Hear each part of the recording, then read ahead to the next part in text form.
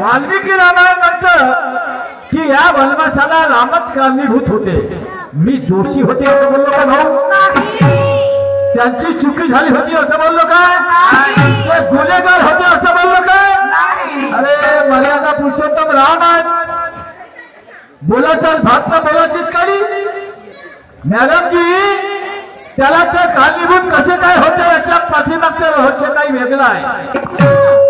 तुम्ही सांगता कुच्ची हा कुच्ची नाही, बरोबर आहे, त्याची भाषा बरोबर आहे, त्याच्याबद्दल काही माझं बात नाही. आपण खऱ्याला खरं म्हणणारे माणसं नाही का? नाही का? हो, कैकईची दासी म्हणतो ना, मला सांगा याच्यामध्ये रामाचा काय दोष आहे? त्याने म्हणते रामचंद्र प्रभूंनी त्या कुच्चीला म्हणजे मंथरेला एक बाण मारला तर ते म्हणजे कुबडी झाली, म्हणजे बरोबर आहे ना, ते कुबडी झाली. आणि मग कुबडी काम झाली तर दुसरा बाण मारला तर ते शिदी झाली. मला सांगा, पहिले हेकडी केली ना मग शिदी, पहिले हेकडी केली ना मग शिदी केली, त्याच्यात रामाचा काय?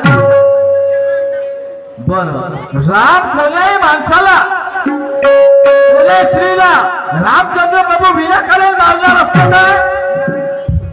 नाही, विनाकारण त्याने मारलं असेल काय? तिचा काहीतरी दोष असेल तेव्हाच मारलं की नाही? नाही का?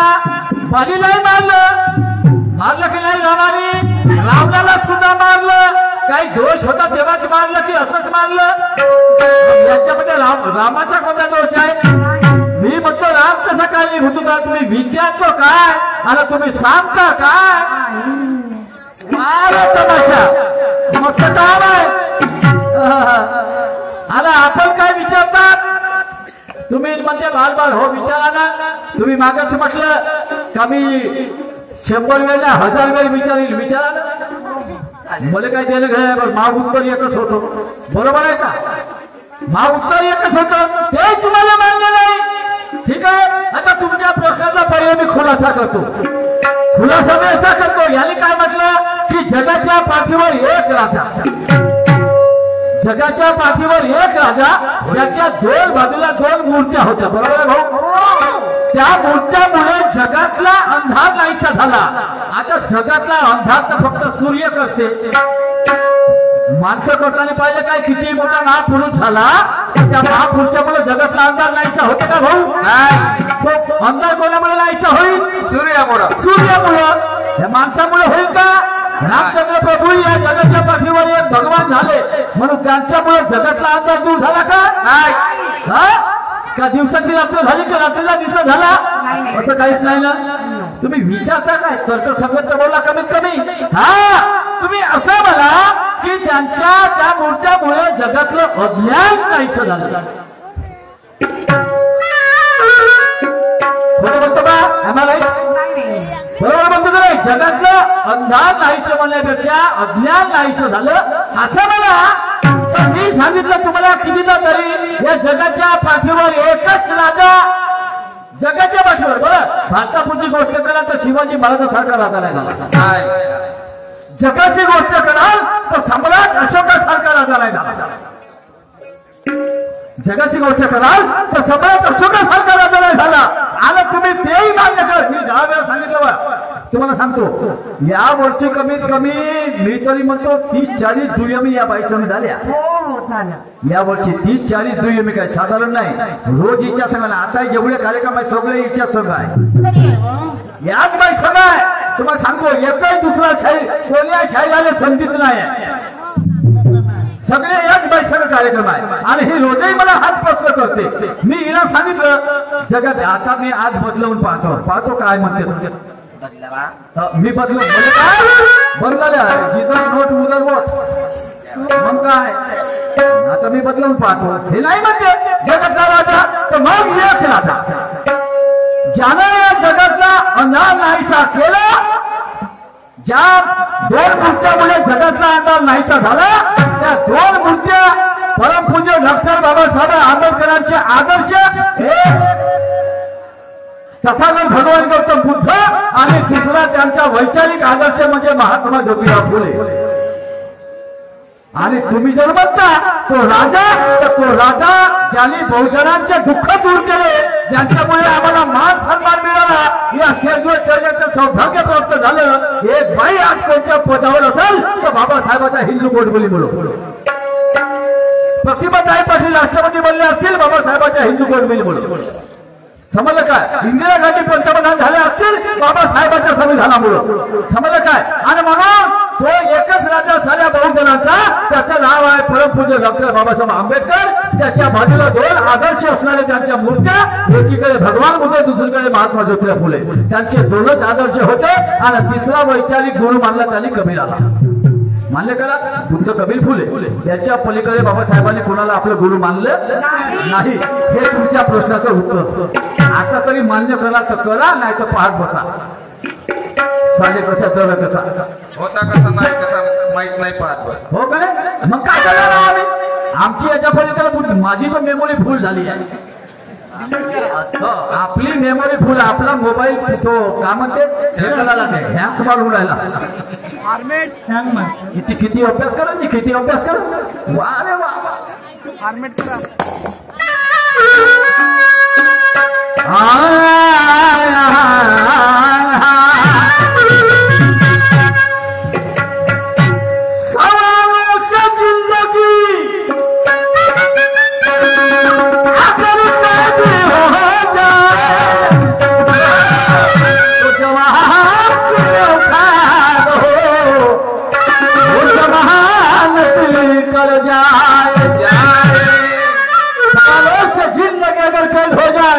जवाब की औकात हो के वो जमानत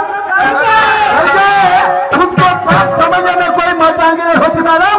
अरे वो फल निर्माण करो कि दुश्मन जीते जी मर जाए. सवाल की तसल्ली होती है जवाब से. अरे सवाल की तसल्ली होती है जवाब से.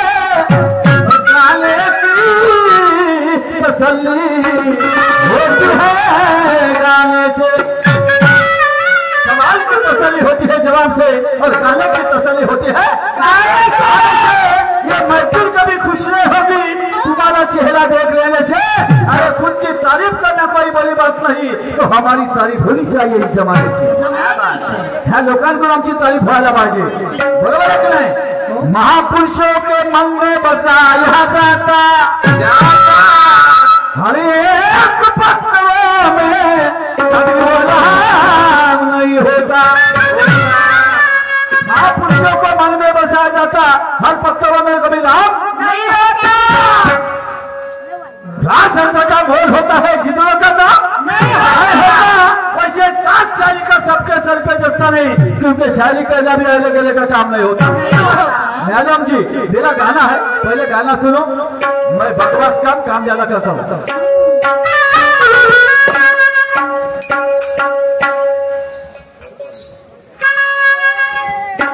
नवीन चाहना है, नवीन गाना है और नवीन विषय है. अरे दल पलिक है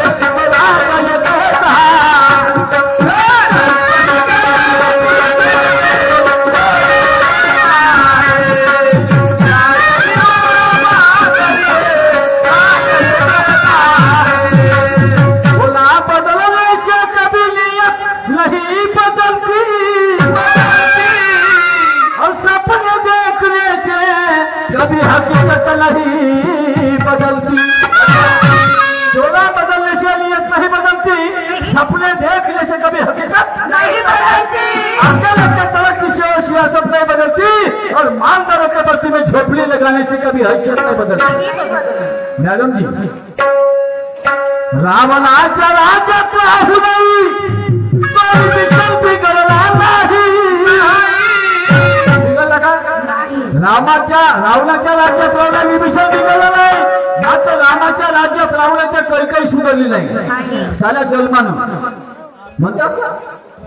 रावणाच्या राज्यात राहू नाही, विभीषण बिघडला नाही, पण रामाच्या राज्यात रावणाच्या कैकई सुधारली नाही, म्हणून म्हणतो सुधारलं किंवा बिघडले हे विचारावर अवलंबून असते, परिस्थितीवर नाही. आणि विचाराची दिशा बदलता परिस्थिती बदलल्याशिवाय राहणार. जोपर्यंत माणसाच्या विचारात परिवर्तन होत नाही तोपर्यंत आचारात परिवर्तन होत नाही. हे तेवढंच महत्वाचं आहे. अगर लहू का रंग बदल सकता कहना है, अगर लहू का रंग बदल सकता है, जीने का ढंग बदल सकता है, कोई इंसान अपना ईमान बदल सकता है, तो विचारधारा बदलने में कितनी देर लगेगी? हम आजादी का जश्न तब मनाएंगे जब इस देश की मूल निवासी कौम जागेगी, जब इस देश की मूल निवासी कौम जागेगी.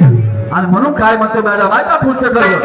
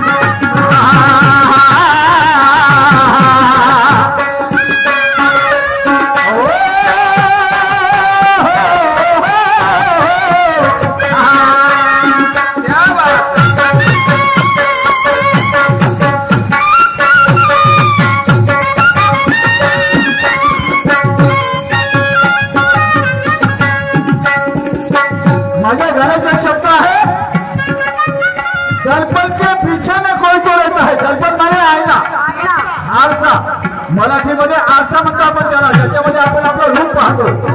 माझं म्हणणं आहे की आरशाच्या पाठीमागे कोणीतरी राहते. त्याचं उदाहरण देतो मी तुम्हाला. समजा आरसा जर आपण कुठे ठेवला, त्याच्या समोर आपण उभे झालो, तुम्ही हसा तर तो आरशातला मनुष्य हसते, तुमचं प्रतिरूप त्याच्यामध्ये दिसते ना. तुम्ही हसा तर तोही हसते, तुम्ही रडा तर तोही रडते, तुम्ही रागवा तर तोही रागवते, तुम्ही हात उचला तर तोही हात उचलते. बरोबर आहे? बरोबर आहे. पण तोच आरसा जर आपण एखाद्या भिंतीला टांगला, भिंतीला, आणि भिंतीच्या पाठीमागे काही जागा नसते, भिंतीला टांगला आरशाच्या भिंतीच्या मध्ये काही जागा नाही का? मग तुम्ही त्या आरशापासून 5 फूट मागे जा तर तोही व्यक्ती 5 फूट मागे जाते. बरोबर आहे? मला सांगा, भिंत फोडून तो माणूस मागे जाईल का? तिथं भिंत राहते तर तो माणूस मागे कुठं जाते म्हणतो. आणि म्हणून हेच माग घालण्याचं रहस्य आहे, हेच तुम्हाला शोधायचं आहे. तर तो माणूस मागे का जाते? म्हणून म्हणतो आरशाच्या पाठीमागे कोणीतरी राहते, हे तुम्हाला शोधायचं आहे. शैली एवढी सस्ती नाही आहे, शैली एवढी सस्ती नाही आहे. समजा काय हालवलं डोळ्याला भुलवली होत नाही. समजा काय तुम्ही बाईची जाता, तुम्ही कोणाच्या मायबाई असा, मी शायरी अशी करतो का इथली बसलेली बाई कधी तिच्या तोंडावर पदर येऊ देणार नाही.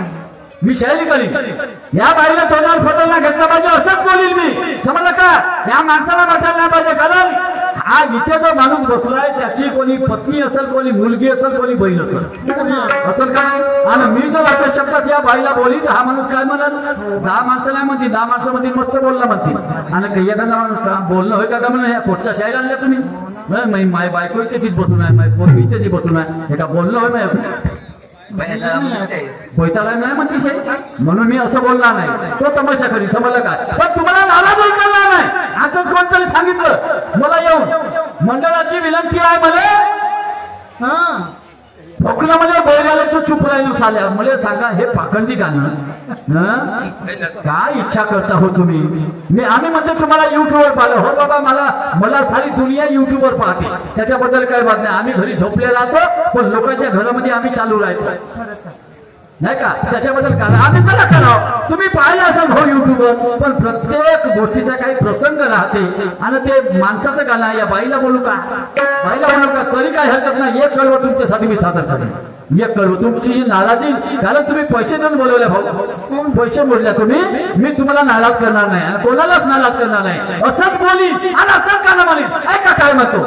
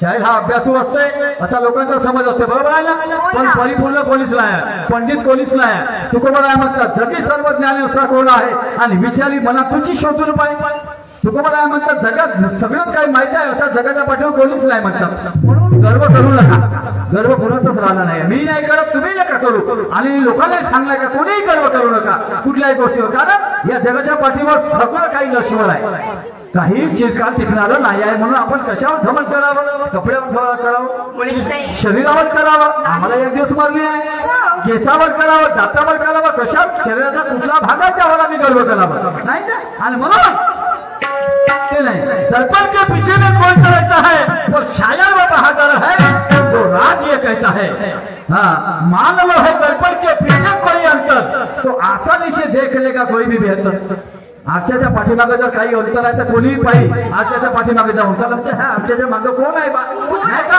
आणि जर कोई भी नहीं समोरचे शब्द आहे जर कोई भी नहीं तो फिर तुम्हारी नकल कौन करता है तुमची नकल कोण करते आरशामध्ये जर आरशाच्या पाठीमागे बोलणार हा बोधांग आहे हे अध्यात्म आहे हे तुम्हाला ओळखायचं आहे आणि गाण्याचा अर्थ करून तुम्हाला इथं सांगायचं आहे त्याचं नाव शायरी समजा काय बघा काय म्हणतो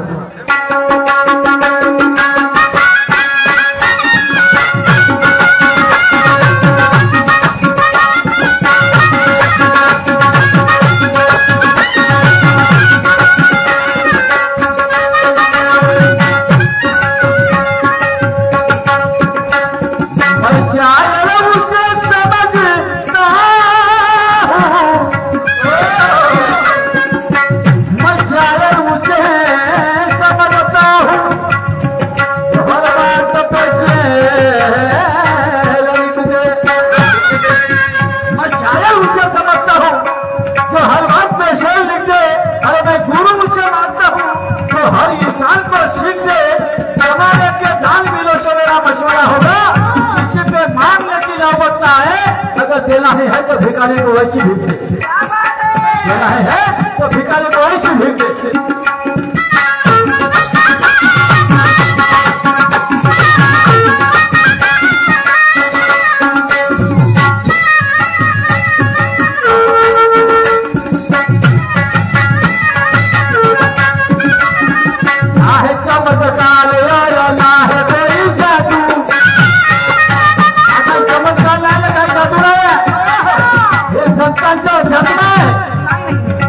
अरे ना है चमत्कार और ना है कोई जादू समझ में ना आए तो तर्क कैसे बांधू हर सवाली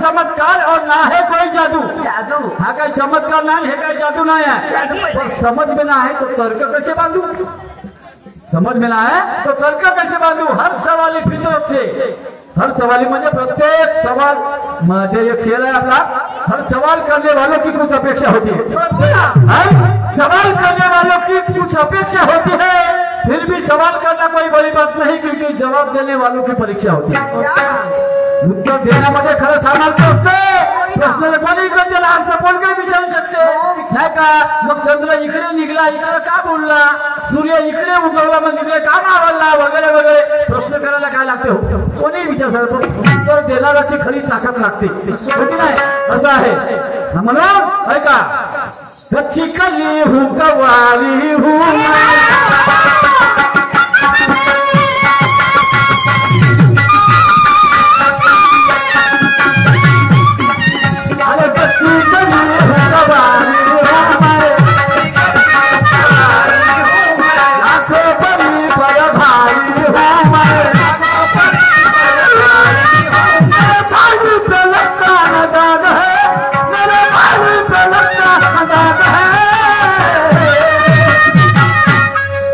तेरी जवानी क्या बात है कि तेरी जवानी आग है तो मेरी जवानी चिराग है तेरी जवानी आग है तो मेरी जवानी चिराग है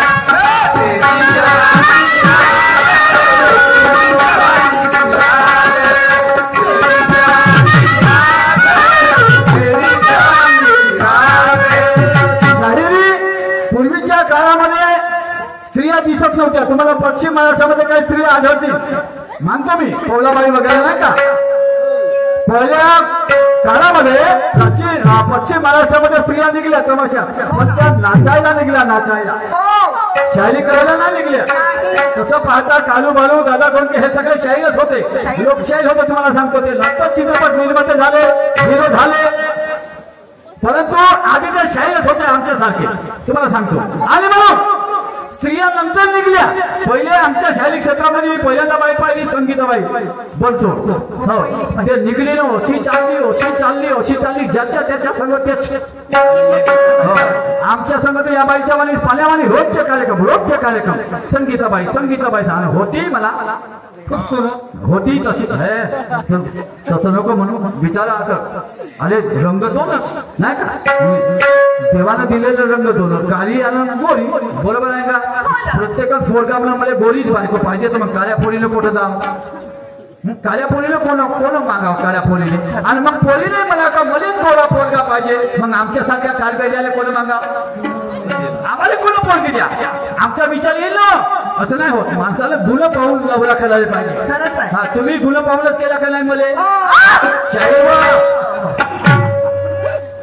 म्हणून म्हणतो असा तर संगीताबाई निघली. तिला जोडीदाराची जसा तर सुरमाबाईला जोडीदार नाही लागत. लागतं का? सुरमाबाईचा आवाज आता स्केल पाहिला नाही का? आमच्या संगीता फार मोठा स्केल ना मोठा आवाज तिची नाही का? तो तशासारखा संगीताबाईचा काम होतो. अशी चालली आज जोडा आपटली का नाही? लुटलीच नाही. पुन्हा जे काही असेल ते नाही का दैवाले घडलं मी बोललं पडलं. म्हणून माणसं आणि म्हणून काही लोक म्हणत होते यांचे जे गुरु आहेत ना आपल्या सुरमा मॅडमचे गुरु परशुरामजी हे आमचेही गुरु आमचे आदर्श. सुंदर शायरी त्यांची आणि विज्ञानवादी विचाराची नवीन विचाराची मस्त शायरी खूप नाव कमावलं त्यांनी. आणि म्हणून तेही म्हणायचे मर्दो का तमाशा. तेही म्हणायचे मर्दो का तमाशा आणि हिजडो का नाटक गांडुकी कव्वाली असं ते म्हणायचे आपल्या भाषेमध्ये. तेव्हा त्याची शायरी चालू होती तेव्हा. आता इकडं सोडा त्याच्याबद्दल काही बात नाही कारण का त्यानंच कव्वाली केली. जाऊन गेली ते जाऊ द्या आपल्याला त्याच्याविषयी नाही म्हणा. तर मर्दाचा तमाशा मोरेश्वरजी म्हणतात शायरी मर्दो का तमाशा. मर्दाचं काम आहे म्हणते बरोबर आहे ना. आणि म्हणून अरे मर्दो को देती है मर्दानी शोभा. मर्दानी शोभा को देती है मर्दानी शोभा. ने कहा पे लगता है जुआ. ने कहा पे लगता है जुआ.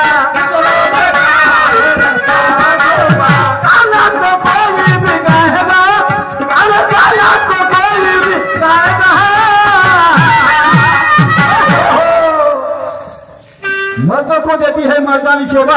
अरे कहाँ पे रचा अजूबा. वैसे गाना तो कोई भी गाएगा है ना.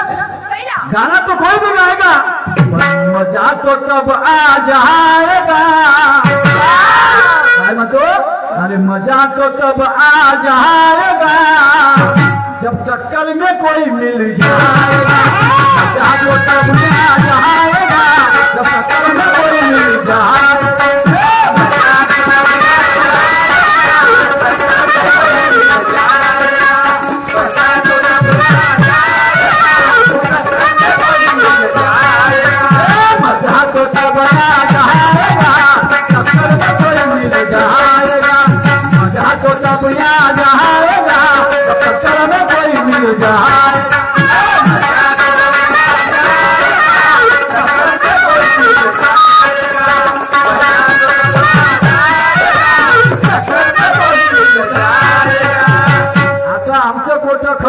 तेल पाणी आम्ही काय बाईच्या बरोबरीचे आहो का. आम्ही काय बाईची बरोबरी करू शकतो का. बाईची बरोबरी करते तो एकटा खंडाळ्याचा पोरगा त्याचं का हा तो टक्कर में मिल जाएगा. मी त्याची गोष्ट करत आहो. तो आहे बाईच्या टक्कर मध्ये. पुन्हा तुमचे ते नामेसर शाहीर भाग्यबाई नाही का. पुन्हा ते तुमचे आर्यन शाहीर नाही का वगैरे वगैरे. ते हे लोक आहेत बाईच्या टक्करचे. आमचं काय आम्हाला एका फेऱ्यामध्ये उलपाट करते बाई. आमच्यामध्ये काय जाऊन जमत नाही पण आम्ही जे आहे ते बोलतो. आता ज्याच्यामध्ये ते काय ना माल वाचवासाठी माणसाला काही ना काही खोटं नाटक बोलायला. पाच व्हायचे तर गुरुजी हातपाय जोडू लागते. गुरुजीचे पाय दाबा लागते. गुरुजी काय जापाचा मार्ग सरकवून द्या ना मला पास करून टाका. मा बाप मला घरी नाही येऊ द्या ना. म्हणून तशासारखं आमचं काम आहे. काही हातपाय जोडून आपला कार्यक्रम सादर करून घ्यायचा. रातभर कुदून घ्यायचं. सकाळी दे बाबा पैसे चाल घराकडे. बस आपलं तेवढंच काम आहे. त्याच्यावर तर काही नाही. जमत जिमत काही नाही. फक्त तोंडाचं पाकट आहे आमचं. खरंच आहे एवढंच आहे. म्हणून काय म्हणतो आहे का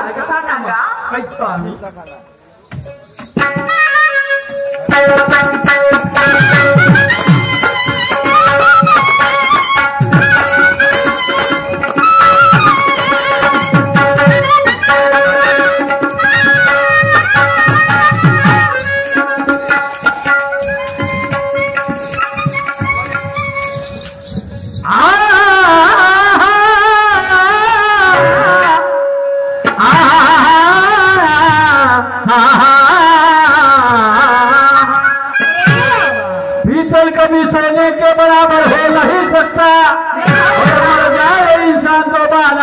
ऐसा हो नहीं सकता, पीतल कभी सोने के बराबर हो नहीं सकता, और मर जाए इंसान दोबारा जिंदा हो नहीं सकता, कितनी भी कोशिश करो सुलमान आलम, और बूढ़ा कभी जवान हो नहीं सकता। तब तक जवानी तब तक दिवानी है ना. जोपर्यंत तुमच्या आणि आमच्या अंगामध्ये रक्त आहे तोपर्यंत या लोकांचं मनोरंजन प्लस प्रबोधन करून टाका. आणि आम्ही ठकलो का मग काय नाही, मग सरकारचे 5,000 घ्यायचे घरी बसून घरात जा झोपत जा, एवढंच काम आहे. म्हणून जवळीक शक्ती लागती आहे तर म्हणजे मस्त गरम कार्यक्रम करा, लोकांचे मस्त मनोरंजन करा आणि मस्त पैसे कमवा. नाही का आम्ही 25 करतो तुम्ही 50 करता.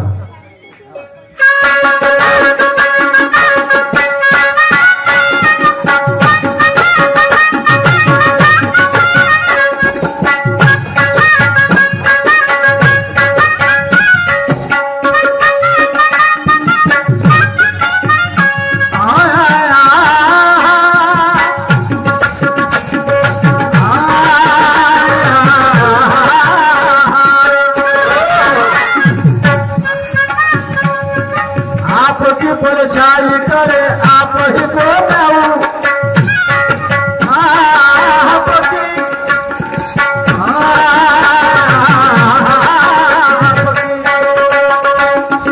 आपकी परछाई करे आप ही को गाऊं, जवाब तो है जेब में किसको दिखाऊं, जवाब तो है जेब में तो किसको दिखाऊं, जवाब तो है जेब में तो किसको दिखाऊं. आपकी परछाई आमच्यामध्ये तुम्ही पाहता तर तुमचंच रूप दिसते, तर तुमची सावली असते परछाई मध्ये सावली. आप अपनी परछाई करे आप ही को न्याऊ, जवाब तो है जेब में पर किसको दिखाऊं. अरे पुरुष हो तुम ऐसी, पुरुष हो तुम ऐसी, आला में बहता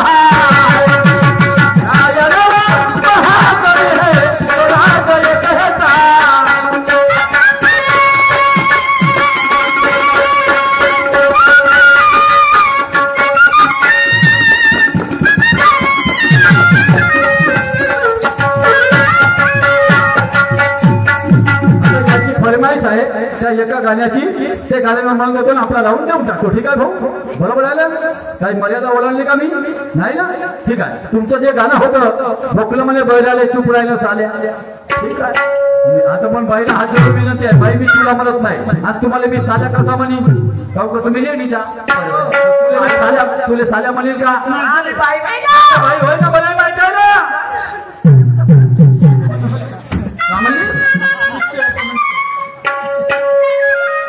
कसा साल्या म्हणेल मी, म्हणून बाईला मी साल्या नाही माणसाला. कारण यांची फरमाईशच आहे, करावं लागते कधी कधी. बोलणं खाऊन आपण पैसे घेतले, आजच्या दिवस आपण त्याचे नको करावं, हो की नाही?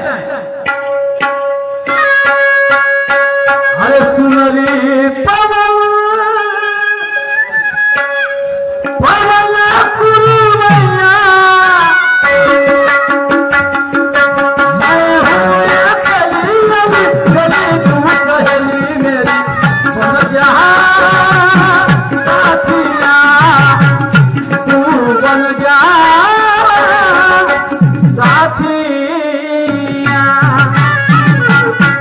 चालीवरती कलवा आहे, म्हणजे गाणं काय 3 ठेक्याचं गाणं आहे आणि ते आध्यात्मिक गाणं आहे.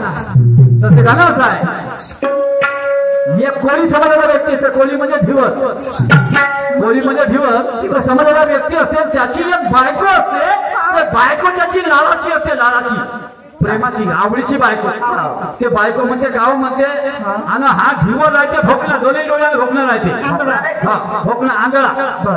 तर ते बायको म्हणते, माई म्हणते इच्छा झाली मला मासोळी खायची आहे, आणि ते राहते बरोबर बरोबर राहते, तिची इच्छा नवरा विचारते, सांग म्हणते तुला का खायचं आहे, तर म्हणते तुम्ही म्हणता तर मला म्हणते मासोळी खायची आहे. तर म्हणते मासोळी ठीक आहे, म्हणजे हे कोणती मोठी गोष्ट आहे? कोणती गोष्ट नाही, नाही मासोळी तशी नाही माई मी म्हणेन तेच मासोळी पाहिजे तर म्हणते सांग कोणती मासोळी मी जे मासोळी म्हणतो ते एका झाडावर राहते म्हणते झाडावर तो डोक्टर ठोकते भोकण्याच्या बोई म्हणते खूप बायको निघली झाडावर मग त्याला हो ते मच्छी झाडावर राहते म्हणते ते मच्छी आणा मुले आणा मुले चाला आणि ते योजक चाला हा तर मग तो भोकण्यामध्ये काही हरकत नाही लालाची बायको तिची इच्छा पूर्ण करायची पण त्याचा एक दोस्त असते त्याचा एक मित्र असते तो राहते त्या बैल बैला कानानं हे भोकलं आणि ते बैल आणि दोघांची दोस्ती आणि मग ह्याचा ते दोघे बी तो म्हणजे चाल मग बायकोसाठी मच्छी आणायची आहे ते पहिले का का का का करते अबे मच्छी आणायचे चाल याला म्हणते का लावते ते बैलाला की नाही जाते दोघं बी हा जाते आणि ते मच्छीला ते झाडावर हे बैलाला ते बाजूला बसून आणि हे भोकणं का करते माहिती आहे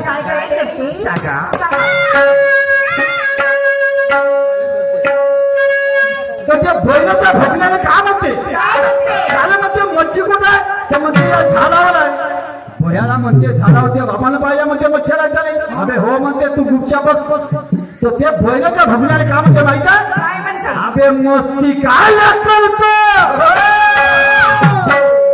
अरे मस्ती नाही का भाड्या अबे मस्ती काय करतो तू मस्ती नाही का भाड्या आणि ते भोकले मग त्याला का म्हणते बैलाले आणि भोकलं म्हणे थांबा मामा मग कर जा आपला नंदीबाई चालू पहिले मले म्हणू द्या अबे मस्ती काय करत अरे मस्ती नाही का भाड्या आणि ते भोकलं म्हणे बैलाले तू चुपू राहिल साल्या तुया बाबाचं जाते का तुया बाबाचं जाते का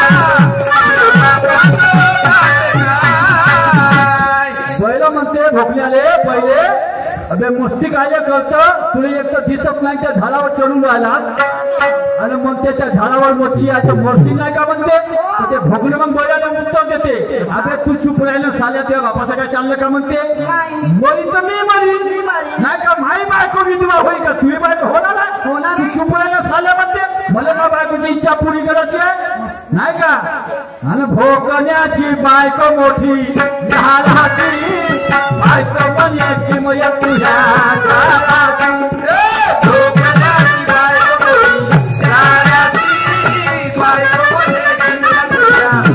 अरे भोकण्याची बायको मोठी झाडाची बायको म्हणे की मया तुझ्या झाडाची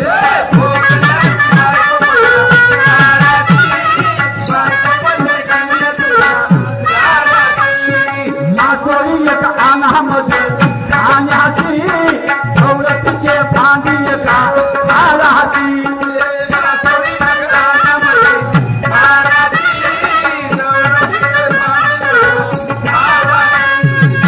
भोकण्याची बायको मोठी झाडाची आणि बायको मध्ये किमया दिव्या झाडाची आणि मासोळी एक आनामध्ये खाण्याची आणि ठेवरतीचे फांदी एका झाडाची ठेवून म्हणजे ठिका ठेवलं तिथे फांदी एका झाडाची मग काय झालं ते भोकणं चढलं वृक्ष